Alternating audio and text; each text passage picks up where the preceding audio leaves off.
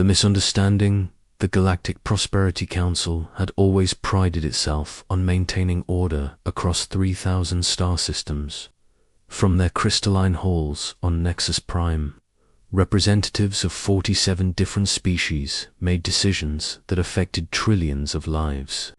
They considered themselves the pinnacle of civilization, the guardians of peace and progress in a chaotic universe. Humans had been part of this grand alliance for only 32 years. To most council members, they remained curiosities from a backwater world called Earth. These bipedal mammals had somehow stumbled into faster-than-light travel and presented themselves at the galaxy's doorstep with wide eyes and eager smiles. The council had accepted them, more out of amusement than respect. After all, what could these young creatures possibly offer? Their technology seemed primitive compared to the Valkyrie Empire's quantum processors or the Zephyrian collectives. Bioneural networks. Their military consisted of simple kinetic weapons and basic energy shields. Most amusing of all, they seemed genuinely interested in peace, often backing down from conflicts and seeking diplomatic solutions even when they could have pressed advantages. The other species whispered among themselves. Humans were soft, they said, too emotional, too willing to compromise. They would never be real players in galactic politics. Ambassador Dexera of the Valkyrie Empire held this view most strongly. His species had dominated their home galaxy for millennia before making contact with the Council. Tall, scaled, and coldly logical, the Valkyrie saw themselves as the true power behind the Council's authority. They commanded the largest fleets, controlled the most resources, and had never lost a military engagement. During routine trade negotiations in the Council chambers, Dexera's patience with human weakness finally snapped.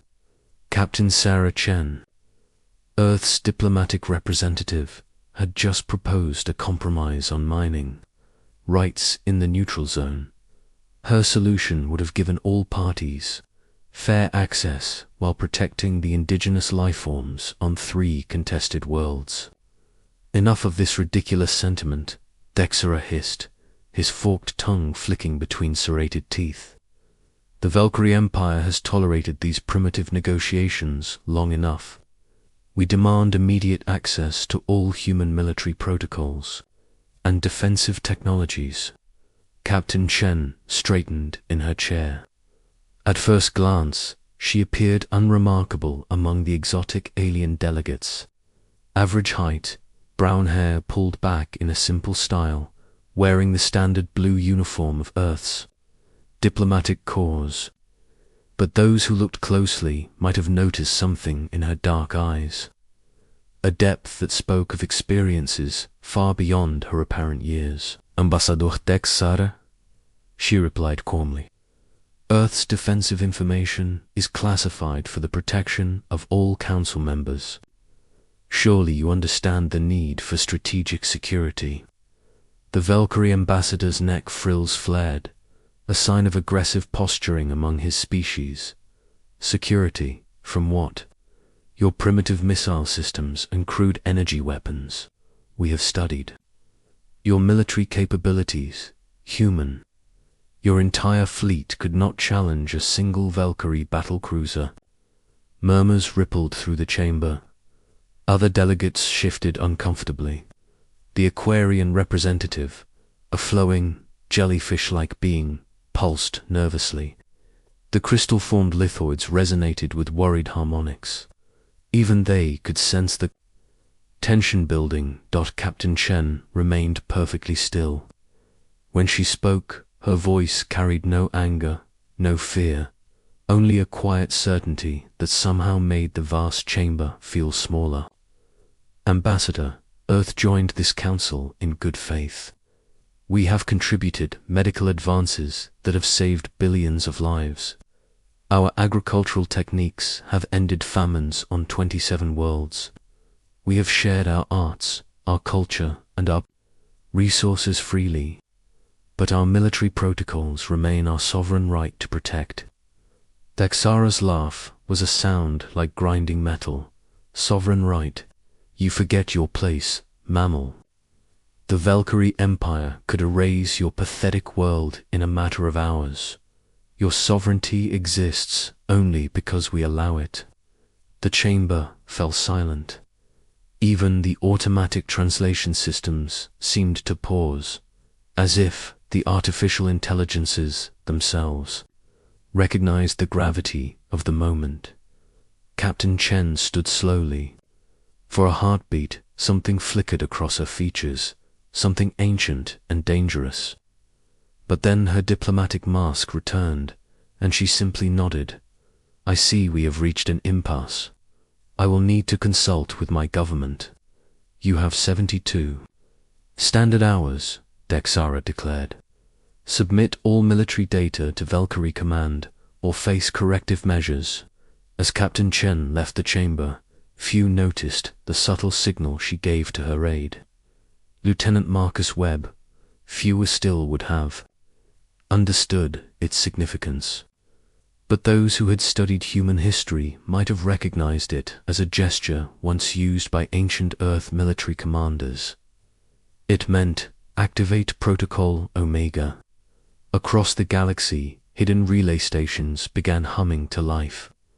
On Earth itself, deep beneath the Cheyenne Mountain complex, banks of quantum computers that had been dormant for decades suddenly blazed with activity. In the asteroid fields of the Sol system, objects that had been dismissed as mining platforms began extending. Weapon arrays that had never appeared on any council scans. The truth was simple, yet unthinkable to species like the Valkyrie. Humans had not been weak. They had been careful. For 3 decades, they had watched, learned, and prepared. They had seen how the galaxy really worked behind the pretty words about peace and prosperity. They had observed which species could be trusted and which would eventually reveal their true nature. Earth's real military had never been catalogued by the Council because Earth's real military had never been revealed. The ships and weapons the other species had observed were decoys. Theater pieces designed to maintain the illusion of harmless newcomers stumbling through galactic politics. Humanity had learned long ago, through their own brutal history, that the best defense was often to let your enemies underestimate you. While the Valkyrie had spent centuries building impressive fleets to intimidate their neighbors, humans had built something far more dangerous. They had built networks. Every human trade ship carried more than cargo. Every diplomatic mission gathered more than information. Every cultural exchange planted more than friendship. Across 3,000 star systems, humanity had quietly woven a web of intelligence, resources, and strategic assets that no single species could match. But they had hoped never to use it. As Captain Chen's ship departed Nexus Prime, emergency signals flashed across the galaxy. In the Kepler sector, Valkyrie Admiral Zexter received confirmation of his orders. The human ultimatum had been delivered. If Earth refused to comply, the Valkyrie Fourth Fleet would demonstrate the price of defiance. The target was New Geneva, a peaceful agricultural colony in the Tau Ceti system, home to 2 million human civilians. It had no military installations, no strategic value beyond serving as an example. It was, Admiral Zexter calculated, the perfect demonstration of Valkyrie power, *60-8 hours after the ultimatum. When Earth had still not responded, the Fourth Fleet entered the Tau Ceti system. 12 battle cruisers, each the size of a small city, dropped out of hyperspace in perfect formation. Their quantum torpedoes could crack a planet's crust. Their plasma cannons could boil away oceans. Admiral Zexter opened a communication channel to New Geneva's orbital station. This is Admiral Zexter of the Valkyrie Fourth Fleet, by order of the Galactic Prosperity Council. This colony is now under Valkyrie administration. Surrender immediately or face destruction. The response came not from the orbital station, but from what appeared to be a small cargo vessel drifting near the system's edge. A human voice, calm and professional, filled the void between the stars. Admiral Zexter, this is Commander Alina Vasquez of the Earth Defense Force. You are ordered to withdraw from this system immediately.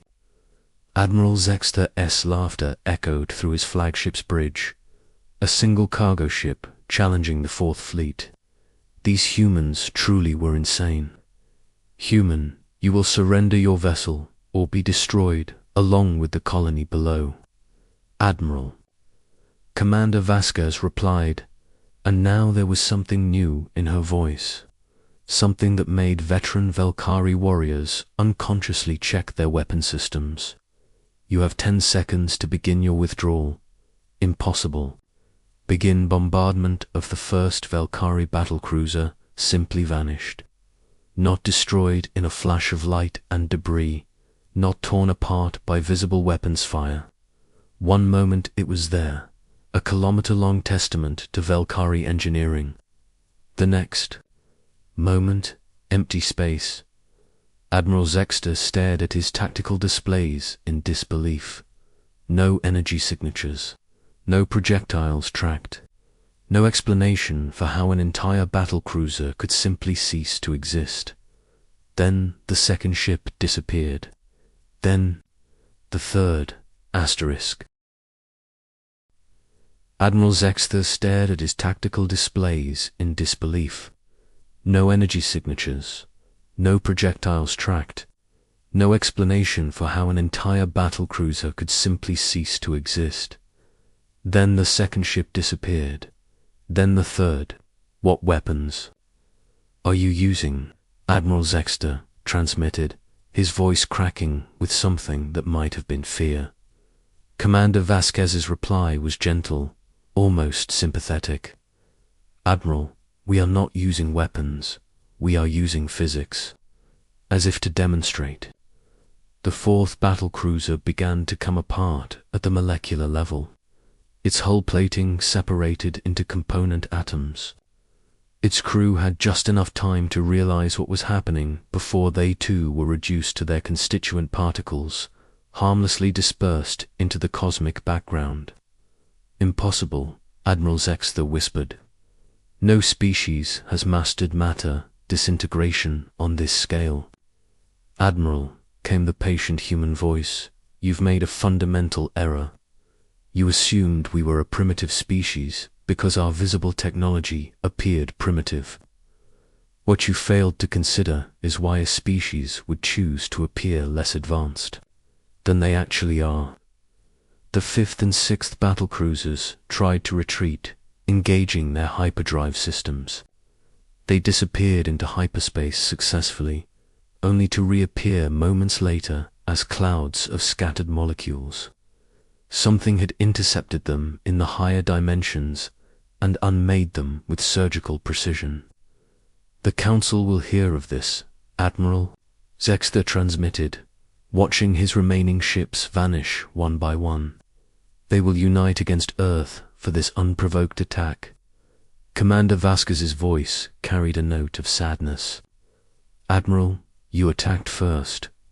You threatened civilians. You came here to demonstrate Valkyrie power by murdering innocents. We are simply demonstrating that such actions have consequences. The Admiral's flagship was alone now, surrounded by the fading energy signatures of his destroyed fleet. His quantum sensors detected no enemy vessels, no weapon platforms, nothing that could explain the systematic annihilation of the Fourth Fleet. What are you? He asked, his voice barely a whisper. We are what we have always been, Admiral. We are human. We are the species that survived ice ages and asteroid impacts. We are the species that turned our own planet into a paradise after nearly destroying it with nuclear weapons. We are the species that learned to harness the fundamental forces of reality, not for conquest, but for protection. The flagship's hull began to glow with an eerie light as fundamental forces took hold of its molecular structure. "Please," Admiral Zexter begged. "I have a family, children." The glow faded. The dissolution process stopped. Admiral Commander Vasquez said gently, "Return to your space. Tell the Council what you have seen. Tell them that Earth has been playing nice for 32 years because we hoped it would never be necessary to do otherwise. Tell them that we protected this galaxy from threats they never even knew existed, because we believed in the promise of peaceful cooperation."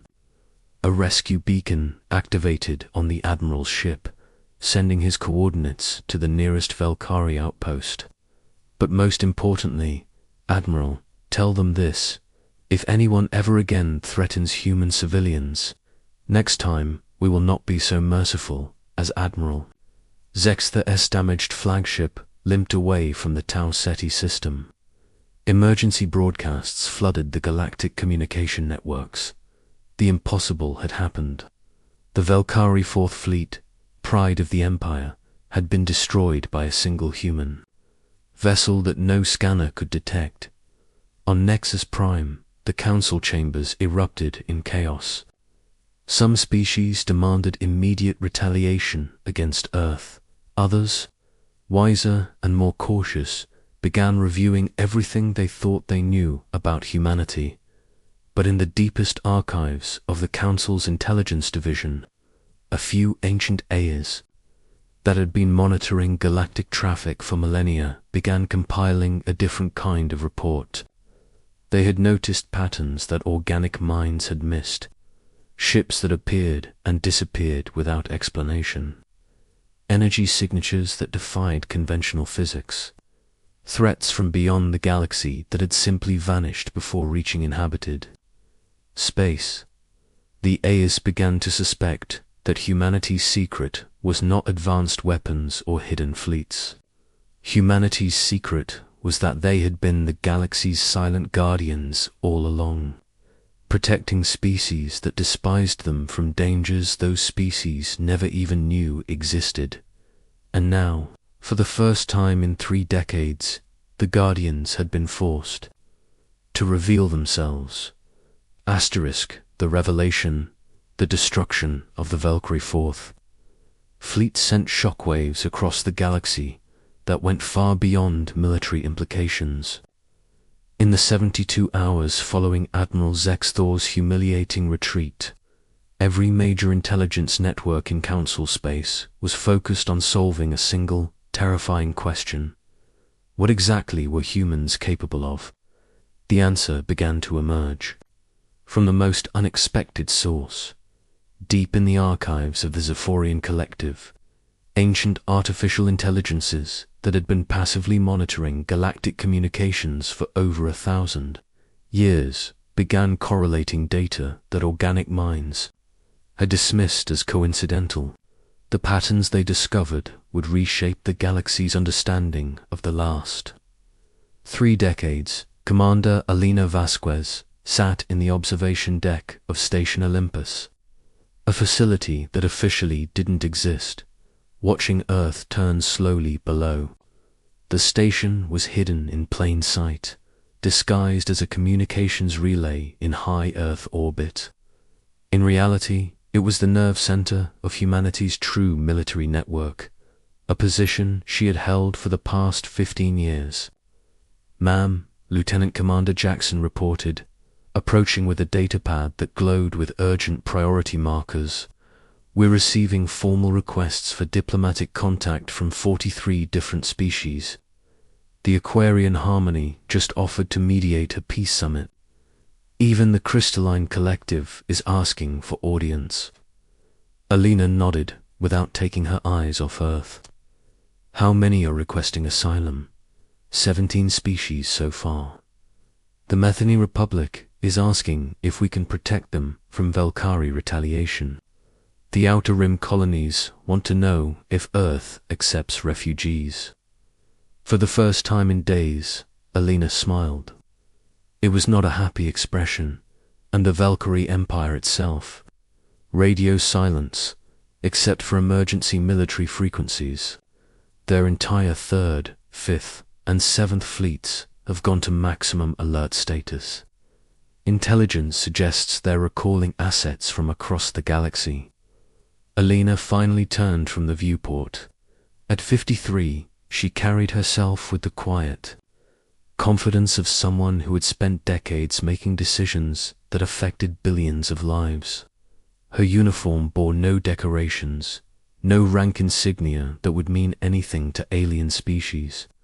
But those who served under her knew that she was one of only 7 humans alive who possessed complete clearance for Project Shepherd.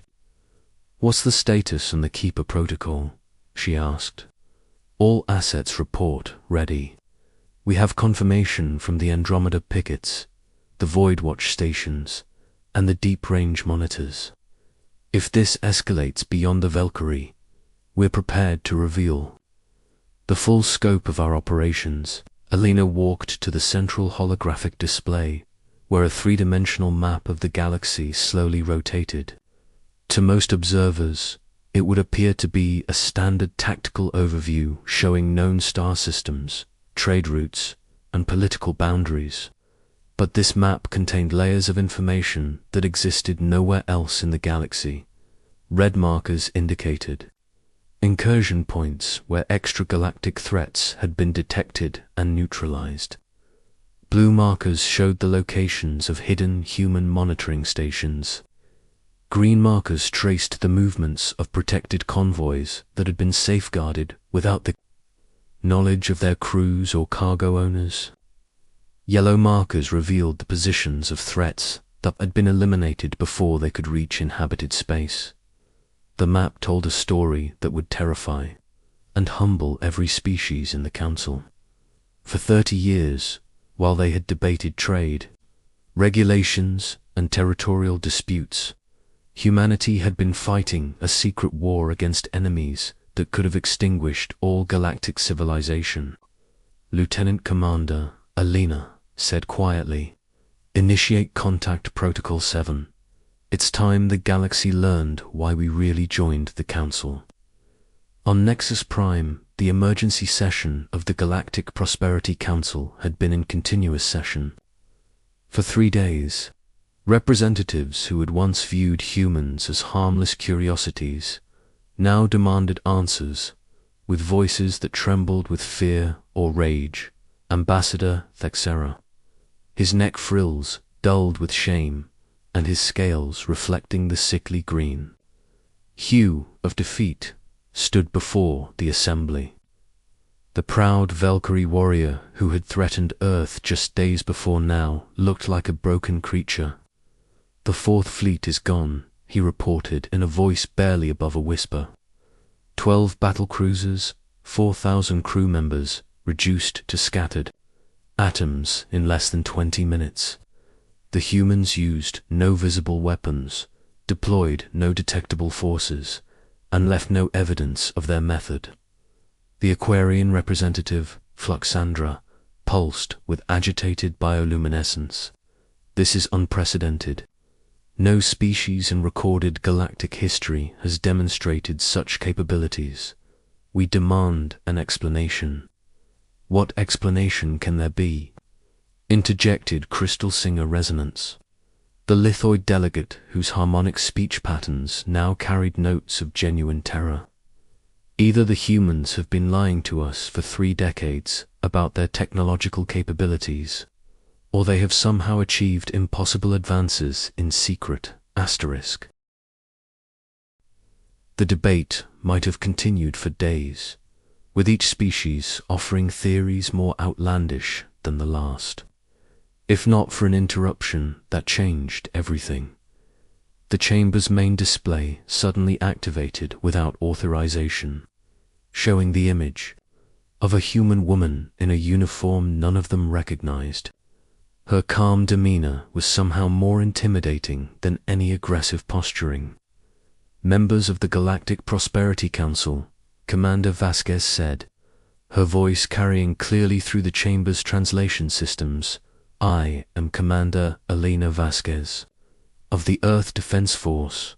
I am transmitting from Station Olympus to provide you with information that you have both requested and required." Ambassador Dexter's remaining scales bristled with fury. "You dare interrupt a closed council session? Your species will answer for this violation of Ambassador." Elena interrupted gently, and somehow her quiet words carried more authority than his shouting. "Your species has just attempted genocide against human civilians. The time for diplomatic protocols has passed. You will listen, or you will face the consequences of continued ignorance." The chamber fell silent. Elena continued, her tone becoming almost professorial. "For 32 years, the Council has operated under a fundamental misunderstanding about humanity's role in this galaxy. You believed we were primitive newcomers seeking guidance and protection from advanced civilizations. This belief was not accidental.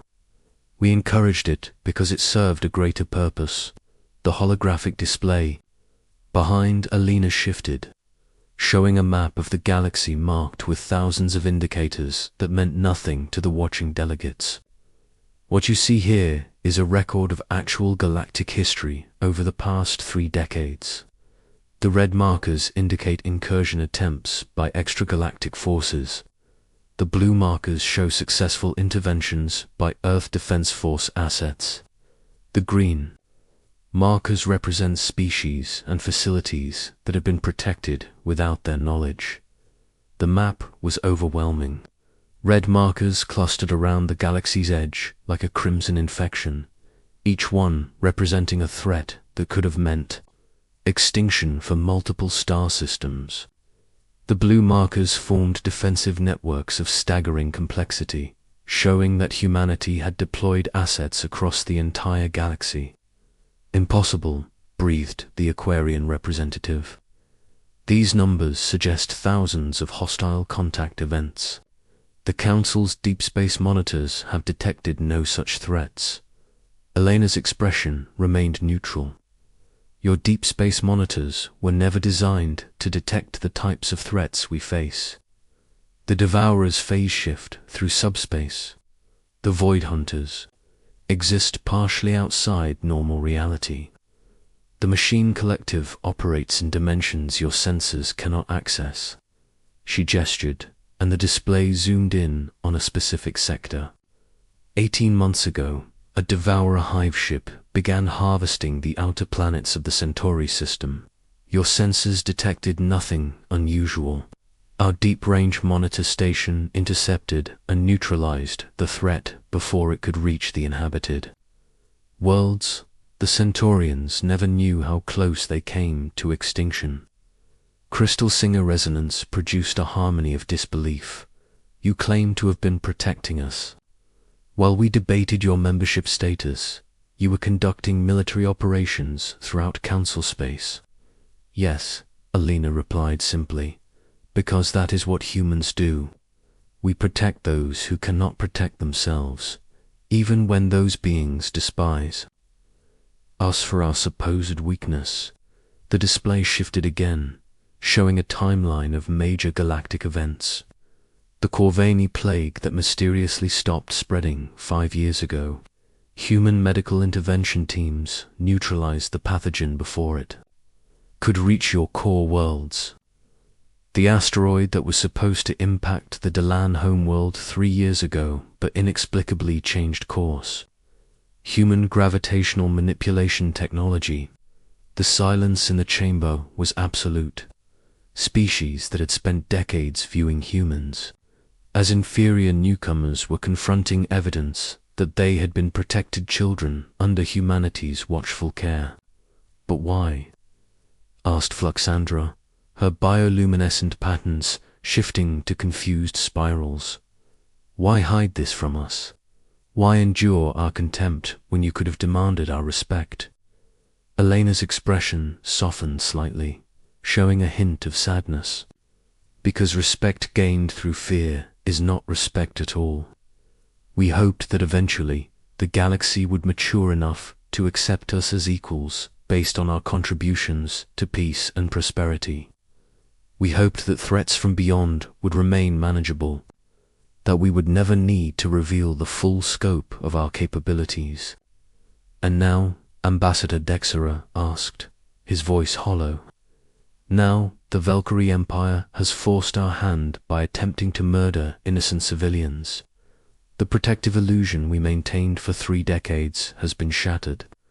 The galaxy must now confront the reality it has been shielded from.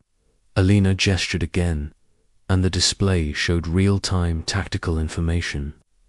At this moment, our long-range sensors are tracking 17 separate extragalactic threats. 3 Devourer scout fleets are probing the outer rim. A machine collective harvester is approaching through the galactic South Void Hunter. Raiders are testing our defenses near the core worlds. The assembled delegates stared in horror at the scope of the threats surrounding their peaceful galaxy. For 30 years, Alina continued, humanity has stood watch against these threats because we understood something that the rest of the galaxy has forgotten. Civilization is not guaranteed. Peace is not the natural state of the universe. Both must be protected by those strong enough and dedicated enough to face the darkness. She paused, letting the implications sink in. The Valkyrie Empire has now demonstrated that some threats come from within as well as without. Species that would attack civilians to prove political points cannot be trusted with the knowledge of what lurks beyond our borders. Therefore, the time for secrets has ended. The display showed the final piece of information that would reshape galactic politics forever. Hundreds of hidden human facilities throughout Council space came online simultaneously, revealing the true scope of Earth's military network. Battle stations that dwarfed anything the Valkyrie had ever built. Weapon platforms that operated on principles beyond current Council understanding. Defense networks that have been protecting every major inhabited system without anyone's knowledge. Members of the Council, Alina said, her voice carrying the weight of absolute authority. Humanity formally withdraws its application for junior membership status. We hereby claim our rightful position as senior protectors of this galaxy. Any species that wishes to maintain peaceful relations with Earth will respect this new reality. She looked directly at Ambassador Dexera. Any species that threatens human civilians or attempts to interfere with our protective operations will discover why the extragalactic threats have never successfully established a foothold in this galaxy. The transmission ended, leaving the Council chamber in stunned silence. In the hours that followed, everything changed. The Valkyrie Empire, faced with evidence of humanity's true power and their own complete military inferiority, formally apologized for the attack on New Geneva and requested peace negotiations. The Aquarian Harmony immediately offered to serve as intermediaries in establishing new diplomatic protocols. 17 minor species petitioned for formal protection under Earth's defense umbrella, but perhaps most significantly, the artificial intelligences of the Zephyrian Collective released their complete analysis of the past 30 years. The report, disseminated across the galaxy, revealed the truth that Alina Vasquez had only begun to explain. Humanity had not been the galaxy's junior partner. They had been its silent guardians, standing watch against threats that could have ended civilization. Every dismissive comment about human weakness, every condescending attitude toward their primitive technology, every assumption about their inferior status, had been made possible by human sacrifice and human vigilance. The galaxy learned that the peace they had taken for granted was not a gift of advanced civilization, but a precious treasure protected by a species that had asked for nothing in return except the chance to belong. Now, as the council members returned to their homeworlds to report to their governments, they carried with them a new understanding. The age of casual galactic politics was over.